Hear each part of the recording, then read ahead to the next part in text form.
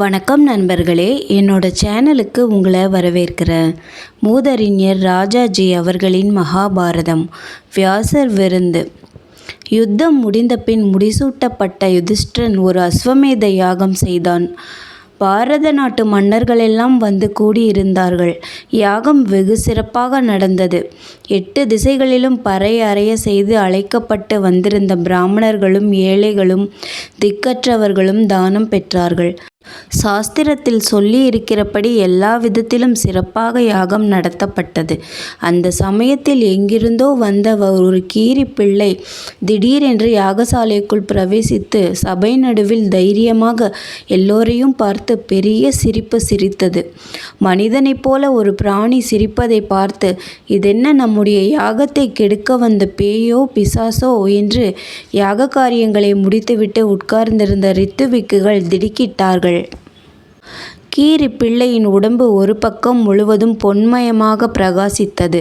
நானா தேசங்களிலிருந்தும் வந்து சபையில் கூடியிருந்த அரசர்களையும் படித்த பிராமணர்களையும் நோக்கி அந்த அற்புத கீரி பிள்ளை பேச ஆரம்பித்தது. மன்னர்களே, உங்களுடைய யாகம் ரொம்ப சிறப்பாக நடந்ததாக நீங்கள் எண்ணுகிறீர்கள். ஒரு காலத்தில் குருக்ஷேத்திரத்தில் வசித்து வந்த ஒரு ஏழை பிராமணர் ஒரு படி மாவு தானம் செய்தார். உங்கள் அஸ்வமேதமும் அதில் செய்யப்பட்ட எல்லா தானங்களும் சேர்ந்து அந்த படிமாவு தானத்திற்கு சமமாகாது. உங்கள் யாகத்தை பற்றி ஏன் வீண் பெருமைப்படுகிறீர்கள் என்று சொல்லிற்று. இவ்வாறு கீரிப்பிள்ளை சொன்னதை கேட்டு சபையோர்கள் வியப்படைந்தார்கள். யாகம் செய்த பிராமணர்கள் அந்த கீரி அண்டை போய், சாதுக்கள் கூடியிருக்கும் யாகத்திற்கு எங்கிருந்து வந்தாய்? நீ யார்? ஏன் எங்களுடைய யாகத்தை இவ்வாறு நிந்திக்கிறாய்? சாஸ்திரம் தவறாமல் சகல சாமக்கிரியைகளும் சேர்த்து கிரமமாக நடத்தப்பட்ட இந்த பெரிய அஸ்வமேக யாகத்தை நீ குறை கூறுவது சரியல்ல. யாகத்திற்கு வந்தவர்கள் எல்லோரும் தக்க முறையில் பூஜிக்கப்பட்டார்கள். எல்லோரும் திருப்தி அடையும் அளவு தானங்கள் கொடுக்கப்பட்டன. மந்திரங்களும் ஓதப்பட்டு அவிகளும் அக்னியில் விடப்பட்டன. 4 வருணத்தார்களும் சந்தோஷமடைந்திருக்கிறார்கள். நீ ஏன் இவ்விதம் சொல்கிறாய்? எங்களுக்கு விஷயம் விளங்க வேண்டும் என்று சொன்னார்கள். இதை கேட்டு அந்த கீரி மறுபடியும் சிரித்து சொன்னதாவது, பிராமணர்களே, நான் சொன்ன வார்த்தை பொய்யல்ல. உங்கள் பேரிலாவது யுதிஷ்டிர மகாராஜன் பேரிலாவது எனக்கு அசூயை இல்லை. மிகவும் சிறப்பாக செய்யப்பட்ட இந்த யாகம் உண்மையில் நான் பார்த்த ஏழை பிராமணனின் தானத்திற்கு சமமாகாது. குருக்ஷேத்திரத்தில் வசித்த அந்த பிராமணரே சிறந்த கொடையாளியாவார். அதன் பயனாக பத்தினி, மகன், மருமகள் எல்லோருடனும் ஸ்வர்க்கம் ஏறிச் சென்றார். நான் பார்த்த நிகழ்ச்சியை சொல்கிறேன், கேளுங்கள். உங்கள் யுத்தம் நடப்பதற்கு முன் குருக்ஷேத்திரத்தில் ஒரு பிராமணர் உஞ்சவிருத்தி ஜீவனம் நடத்தி வந்தார். அதாவது கீழே உதிர்ந்து கிடக்கும் தானியங்களை பொறுக்கி அவரும் அவர் மனைவி, மகன், மருமகள் ஆகிய 4வரும் தினசரி ஆகாரத்தை அடைந்து வந்தார்கள். ஒவ்வொரு நாளும் பகலில் 6ஆம் காலத்தில், அதாவது பிற்பகல் 1:30 மணிக்கு மேல் ஒரு வேளை உணவு எல்லோருமாக உட்கார்ந்து சாப்பிடுவார்கள். ஒவ்வொரு நாள் போதிய தானியம் கிடைக்காது. அப்படி நேர்ந்தால் உபவாசம் இருந்து அடுத்த நாள் 6ஆம் காலத்தில் சாப்பிடுவார்கள். ஒரு நாள் கிடைத்ததை மறுநாள் வைத்து கொள்ள மாட்டார்கள். இது அவர்களுடைய விரதமாக இருந்து வந்தது. இவ்வாறு விரத வாழ்க்கையை இவர்கள் நடத்தி வந்த போது ஒரு காலத்தில் மழை இல்லாமல் நாட்டில் கடும் பஞ்சம் நேரிட்டது. எங்கும் ஜனங்கள் உணவின்றி கஷ்டப்பட்டார்கள். மழை இல்லாமல் விவசாயம் விளைவு எதுவும் இல்லாமல் சாப்பாட்டிற்கு வேண்டிய தானியம் வயல்களில் சிந்தி கிடக்கவில்லை. பல நாள் அவர்கள் குடும்பமும் பட்டினியாக இருக்க நேரிட்டது. ஒரு நாள் வெயிலிலும் பசியிலும் அலைந்து கஷ்டப்பட்டு ஒரு பிடி சோளம் சம்பாதித்து வீடு வந்து சேர்ந்தார்கள். ஒரு படி சோளத்தை மாவாக அரைத்து ஜபம் முதலியன விதிப்படி செய்து மாவை 4 சமபாகமாக பிரித்து கொண்டு பகவானை நினைத்து மகிழ்ச்சியுடன் சாப்பிட உட்கார்ந்தார்கள். அந்த சமயத்தில் ஒரு பிராமணர் பசியோடு அங்கு வந்து சேர்ந்தார். அதில் ஒருவர் வந்தாரே என்று எழுந்து அவரை நமஸ்கரித்து உபசரித்து உட்காரச் சொன்னார்கள்.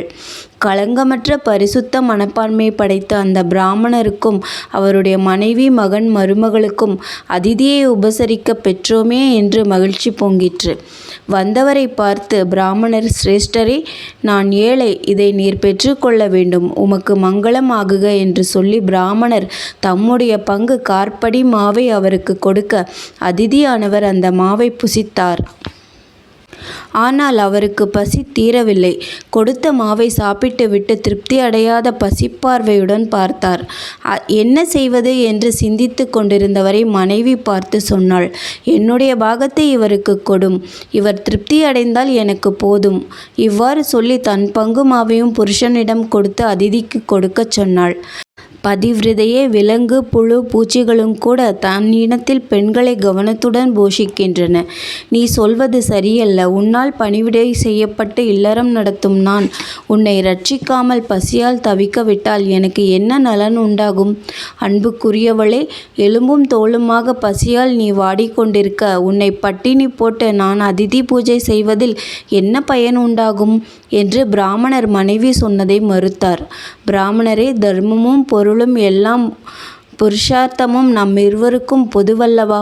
கிருபை செய்து என்னுடைய கால் பங்கு மாவையும் பெற்றுக்கொண்டு அதிதிக்கு கொடுப்பீராக. என்னைப் போலவே நீரும் பசியால் பீடிக்கப்பட்டு வருகிறீர். நான் சொன்னதை மறுக்க வேண்டாம் என்று வற்புறுத்தினாள். பிறகு அவரும் ஒப்புக்கொண்டு அந்த மாவையும் அதிதிக்கு கொடுத்தார். அவர் அதை பெற்றுக்கொண்டு புசித்தார். ஆனால் இன்னும் பசி தீராமல் இருந்தார். உஞ்சவிருத்தி பிராமணர் மிகுந்த கவலையுடன் காணப்பட்டார். இதை பார்த்து கொண்டிருந்த பிராமணனுடைய மகன், தகப்பனாரே, என் பங்கையும் அதிதிக்கு கொடுத்து திருப்தி செய்யும் என்றான். தகப்பன் இதை கேட்டு வருத்தமுற்று, குழந்தாய், வயது முதிர்ந்தவர்கள் பசியை பொறுத்து கொள்ள முடியும். பாலர்களுடைய பசி தீவிரமானது. உன்னுடைய பங்கை வாங்கிக் கொள்ள எனக்கு மனம் வரவில்லை என்றார். குமாரன் கேட்கவில்லை. வயது முதிர்ந்த பிதாவை காப்பாற்றுவது புத்திரனுடைய கடமை. பிதா வேறு புத்திரன் வேறு அல்ல. பிதாவே புத்திரனாக உண்டாகிறான் அல்லவா? என் பங்கு உம்முடையதே. நான் கொடுப்பதை பெற்றுக்கொண்டு பசி தீராத அதிதியை திருப்தி செய்யவும் என்று வேண்டிக் கொண்டான். குழந்தாய், சீலத்திலும் இந்திரிய அடக்கத்திலும் எல்லா விதத்திலும் நான் உன்னை கண்டு பெருமைப்படத்தக்கவனாக இருக்கிறாய். உனக்கு எல்லா நலனும் ஆகுக. உன்னுடைய மாவை பெற்றுக்கொள்கிறேன் என்று சந்தோஷத்துடன் பெற்றுக்கொண்டு அதையும் அதிதிக்கு கொடுத்தார். அதிதி மூன்றாவது பாகத்தையும் பெற்றுக்கொண்டு அதையும் சாப்பிட்டார். இன்னும் திருப்தி ஆகாமல் இருந்தார். உஞ்சவிருத்தி பிராமணர் வெட்கப்பட்டார். என்ன செய்வது என்று தெரியாமல் ஏங்கி நிற்கும் மாமனாரை பார்த்து பக்கத்தில் இருந்த மருமகள், சுவாமி, என் பங்கையும் சந்தோஷமாகவே கொடுக்கிறேன். ஒப்புக்கொண்டு அதை அதிதிக்கு கொடுக்க வேண்டும். உம்முடைய ஆசீர்வாதத்தால் எனக்கு அக்ஷயமான நலன் உண்டாகுக என்று சொன்னாள். இதை கேட்டு மாமனார், ஒழுக்கம் தவறாதவளே, நிறம் மாறி இளைத்து போயிருக்கும் உன்னை பசியால் பீடிக்க விட்டுவிட்டு உன்னுடைய பங்குமாவையும் நான் வாங்கி அதிதிக்கு கொடுத்தால் நான் தர்மத்தை அளிப்பவனாவேன். சிறுமியாகிய நீ பசியால் தவிப்பதை நான் எவ்வாறு பார்த்து சகிப்பேன் என்று மறுதலித்தார். அவள் விடவில்லை. சுவாமி, நீர் எனக்கு பிரபுவின் பிரபு, குருவின் குரு, தெய்வத்தின் தெய்வம். என் மாவை பெற்றுக்கொள்ள வேண்டும். இந்த சாரீரம் குருநாதனுக்கு பணிவிடை செய்வதற்காகத்தானே இருக்கிறது. நீர் என்னை நல்லகதி அடையச் செய்ய வேண்டும். என்னுடைய மாவை பெற்றுக்கொள்ள வேண்டும் என்று பலவாறாக வற்புறுத்தினாள். பிராமணன், பெண்ணே, பதிவிரதையே, நீ எல்லா பாக்கியமும் அடைவாயாக என்று ஆசீர்வதித்தார். அவளுடைய மாவையும் பெற்றுக்கொண்டு அதிதிக்கு கொடுத்தார்.